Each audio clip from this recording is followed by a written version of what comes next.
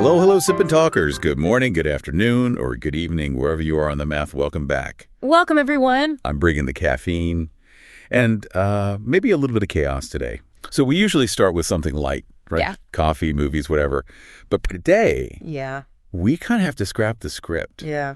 I opened an email this morning from a listener in China, and honestly, it just stopped me cold. I saw that one. It was heavy. Heavy is, putting it lightly. They basically asked, why does it feel like the whole world is against us? Wow. And they weren't talking about, high-level politics. They were talking about feeling discriminated against, personally, just for being Chinese. Right, on a human level. Exactly, like feeling judged as a tourist or on the internet.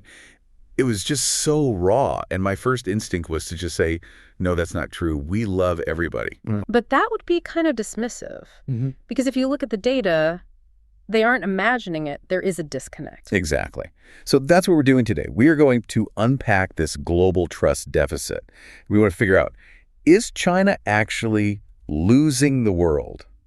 And if so, why does it feel so personal to the people living there? It's a massive topic. And to do it right, we have to be, really objective. We're going to dismantle this item by item psychology, data, international relations. We are not here to bash anyone. Well, we just want to understand the mechanics of the friction. Okay, let's get into it. Today's big question: is China truly losing the world? The data behind the global trust deficit. All right, so to answer our listener's question about why it feels like the world is discriminating against them, we have to start from the inside out. Right. The view from Beijing or Shanghai is going to be totally different from the view from New York or London. Totally. And the first thing to get is that Chinese citizens and the global community are basically running on two different operating systems when it comes to information. Two different OEs. Yeah. Like that. It's not just that they don't know about the negative views. It's way more complex. It's a mix of their information environment and some basic psychology. We have to talk about framing bias. Okay, so I get bias, but what's the framing part? I mean, a fact is a fact, isn't it? Well, not always. Think of it like a camera lens. Let's say a Western country criticizes a specific Chinese trade policy. Okay. Like a tariff on electric cars or something. Right. On paper, that's just a policy dispute. It's kind of boring. Super boring. Bureaucratic stuff. Exactly. But when that story gets reported in China, where the media is largely state-guided, the lens changes completely. How so? It's not framed as country X disagrees with policy Y. It's often reframed as foreign powers are attacking China, or the West is trying to hold us down. So the audience doesn't hear they don't like our tax law. Yeah. They hear they don't like us. You got it. The narrative shifts from a simple dispute to a story about hostility. And if you hear that story over and over, what are you going to conclude? That the whole world just hates us for no reason. Right. Of course. It feels unfair and personal. And that was feed right into the identity piece, right? I mean, if someone criticizes my government, I might even agree with them. I don't feel like they're attacking me. And that's where group defensiveness comes into play. It's a really interesting concept. In China, because of rising nationalism and how history is taught, with a big focus on the century of humiliation, there's this very strong link between the state and the people. So the state equals the people. They're kind of fused together. Exactly right. So a criticism of the state gets internalized as a criticism of the people. The thinking becomes they aren't just critiquing a policy, they're disrespecting us. It's an attack on their dignity. Wow, that is a huge cultural gap. If you tell me my government made a bad call, I'm like, yeah, join the club. Yeah. But okay, you mentioned another term in our prep, symmetrical projection. Sounds like something from my old geometry class. It does sound a bit academic, I know. But it's actually simple. It's how we imagine what's going on in other people's minds. Symmetrical projection is when we assume other people view us in the exact same way that we view them, like a mirror. Wait, break that down for me. So if a Chinese citizen looks at the West with a certain mix of feelings, like, say, admiration for the tech but deep suspicion of the political motives, they might subconsciously assume the West looks back at them with that same mix. That is fascinating. So they think we're playing some 4D chess game, even if we're just, I don't know, complaining about grocery prices. Pretty much. It leads to all these misunderstandings about motives. You assume malice, where there might just be, incompetence or even just indifference. So that's the internal machinery. That's why it feels like discrimination. Exactly. The framing, the identity fusion, the projection. Okay, so that's the view from the inside. But now we have to flip it. We have to look at the view from the outside. Because, I mean, the listener asked about the whole world. Is it really that bad? Well, the data is pretty stark. We have a 2023 study from the Pew Research Center, and they're kind of the gold standard for this. They surveyed people in 24 countries all over the world. Okay, so what's the verdict? 67% of respondents hold an unfavorable view of China. Whoa, 2/3. Yep. Only 28% had a positive view. And maybe even more telling, 71% believe China does not contribute to global peace and stability. 71%. That is a massive number. It's not a trust deficit, that's a trust canyon. It is, and we have to ask why. It isn't just random hate. It usually comes down to this perception of China as a rule breaker. The rule breaker. Okay, so this isn't just feelings, it's about specific actions. Yeah. Like the South China Sea thing you mentioned. That's a perfect example. In 2016, there was a huge international ruling at The Hague about who owned what in the South China Sea. The ruling went against China's claim. What did Beijing do? They didn't just appeal. They declared the whole ruling void, invalid. They basically said, we don't recognize the authority of this court. Which, to the rest of the world, looks like you're just flipping the Monopoly board over when you start losing. That's a great analogy. It breaks the game for everyone else. And then you have the Hong Kong national security law. Globally, that was seen as breaking the promises made in the treaty with Britain. It builds this picture that treaties and rules are optional if you're powerful enough. Exactly. And then there's the style of communication, the wolf warrior diplomacy. Oh, I remember seeing some of that on social media. It was wild. It was a huge shift. I mean, diplomacy is usually subtle, polite, even vague.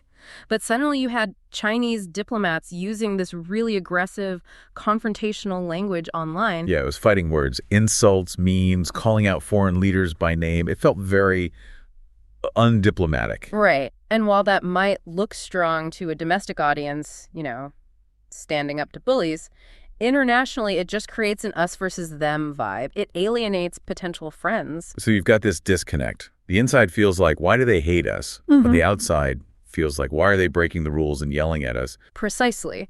And that disconnect spills right over into the economy, which brings us to this economic and identity paradox. Oh, yeah. This is the one that always gets me.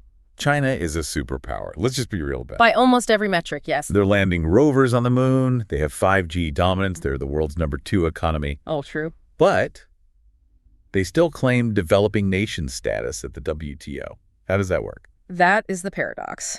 Developing nation status comes with some serious perks at the World Trade Organization. You get subsidies, tariff benefits, and a lot more time to implement regulations. It's meant for countries that are actually struggling, right? Exactly. So to the West, it looks like the person driving a new Ferrari is parking in the spot reserved for a tiny economy car. And then asking the guy in the economy car to pay for his gas. Yeah. It feels like gaming the system. The perception is that China wants all the prestige of being a superpower, but all the perks of being a poor nation. You can't really have it both ways. And speaking of perceptions, we have to touch on the copycat stereotype. The listener mentioned this idea of IP theft. Right. This is a huge friction point, but we need to add some nuance here because it's not about, a thieving character. It's more of a developmental stage. Like historically, the U.S. did the same thing with British tech. Right. Back in the day. Exactly. We forget this, but in the 1800s, American factories were copying British designs left and right. We were the IP pirates of the 19th century. It's what economies do when they're playing catch-up. Plus, there's a cultural difference. In some contexts, imitation is seen as a form of respect. In Western law, it's just theft.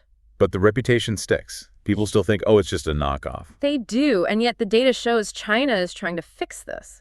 In 2022 alone, Chinese courts handled over 500,000 intellectual property cases. Wait, really? 520,000 cases. So they are taking it seriously. They have to. They know that to be a real innovation leader, you have to protect IP. Otherwise, your own companies won't invent anything.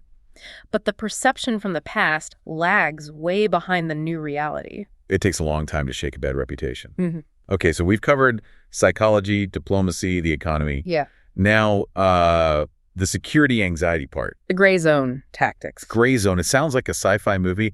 What does it actually mean? It means aggressive actions that are designed to intimidate, but without crossing the line into an actual shooting war. Okay, like what? Think of the daily military flights around Taiwan, ADIZ incursions. What's ADIZ? Air Defense Identification Zone. It's the airspace a country monitors.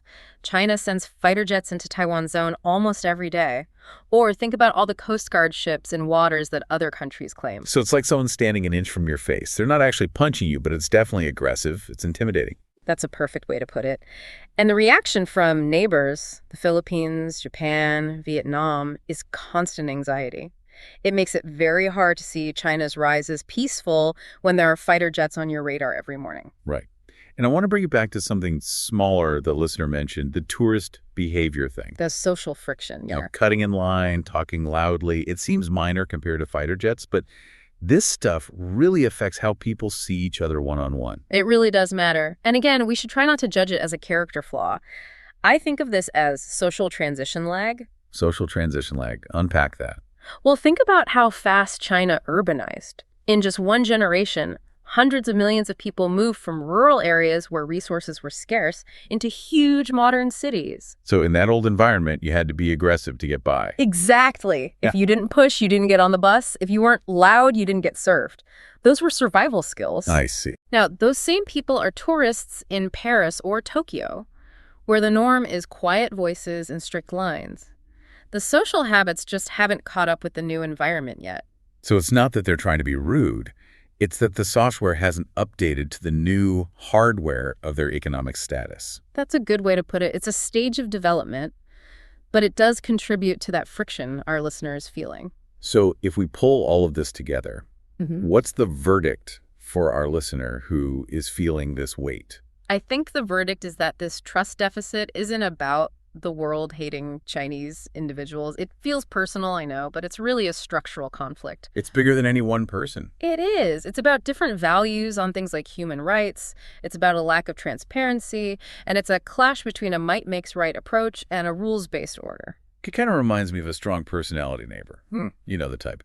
Plays loud music, parks on your lawn, and then wonders why the whole neighborhood is complaining. That is a very vivid and surprisingly accurate analogy. I try. But it really seems to boil down to the gap between wanting respect and generating fear. That's the crux of it. You can't force people to like or respect you. And I think this is the hopeful part, and I really want our listener to hear this. This is all reversible. It is. Absolutely.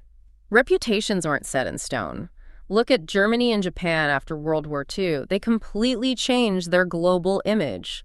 It takes aligning your national behavior with what the world expects from a responsible power. That's a really important point. It's not permanent. It's just a moment in time. It is. Well, I really hope this helps our listener, at least to give a framework for understanding it. It's not about us versus them on a personal level. Not at all. And just to reiterate, our goal here was an objective analysis of the facts and the data. This wasn't a critique of any people, just an exploration of perspectives. 100%. We love all our listeners.